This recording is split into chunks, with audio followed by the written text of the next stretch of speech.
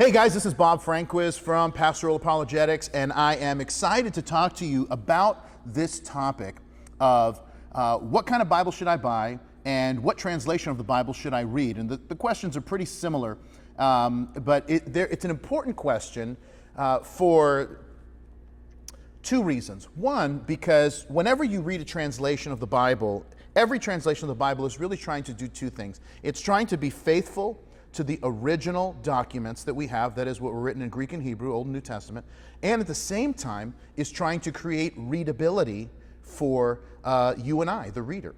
And so whenever you have those two goals, there's going to be some differences. And Bible translations basically operate within three camps.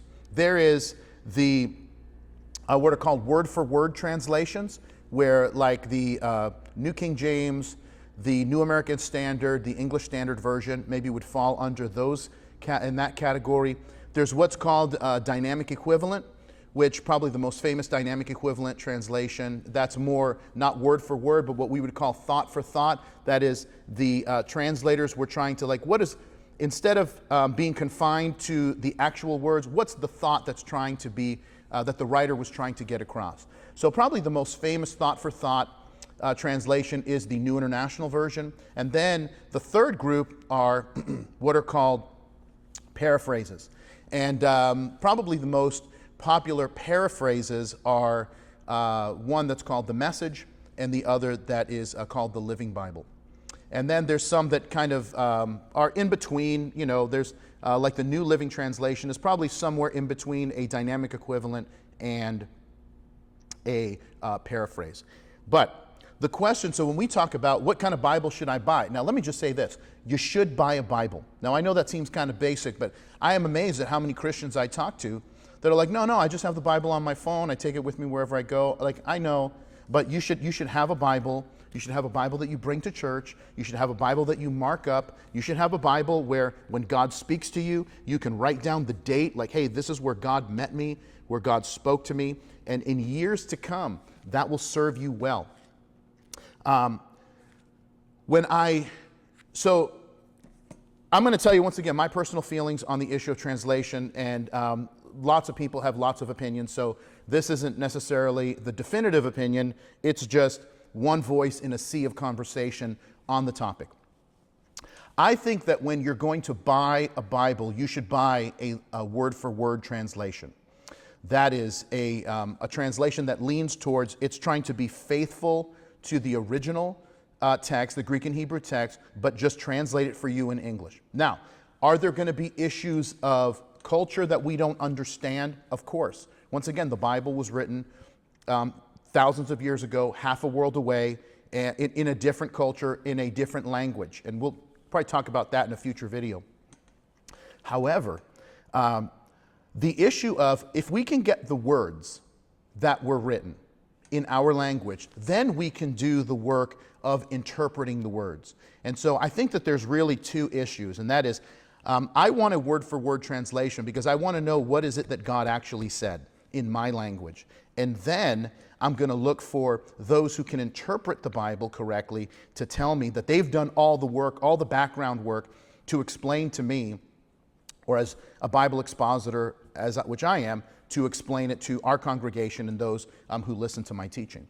So I would say buy a word-for-word translation. I read the New King James, and I know there's, once again, everybody has kind of their favorite.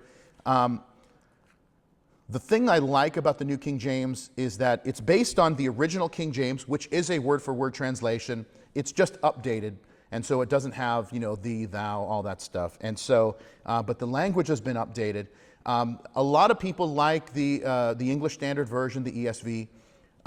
Personally, I own an ESV and read it. One of the three, there's no teaching that I do where I don't consult multiple translations. And at the very least, I'm teaching out of the New King James, and then I'm going to be looking at the New International. I'm going to be looking at the ESV always, and then I'll look at other translations as I'm doing the work of interpretation in preparing a message. But I like the New King James because of its readability. And that's probably the thing that I don't like about the ESV and the New American Standard is, jokingly I say it was translated into English by someone that doesn't really speak English, because I personally find it a little bit clumsy in the way that the words are ordered. And so once again, that might be a little more faithful to the Greek text or the Hebrew text, but once again, we're translating into English. And so I feel like the New King James does it very well.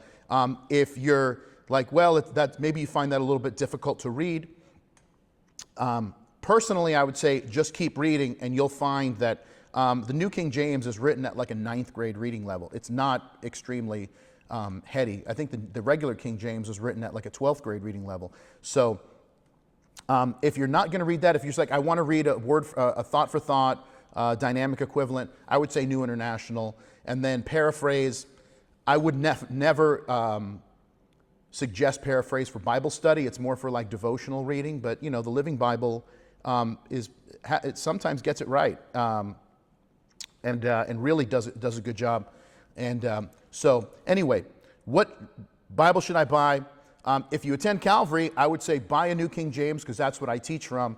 If you don't attend Calvary, and we still love you, but I would say buy a word-for-word translation. I would consider what translation your pastor teaches from because you want to be able to follow along when your pastor's teaching. If you're like, my pastor doesn't really read from the Bible, then you need to find another church. And but anyway, that's another conversation that maybe we'll have. But anyway, hope that's helpful, and we look forward to seeing you to the next time. Until then, keep reading. See you then.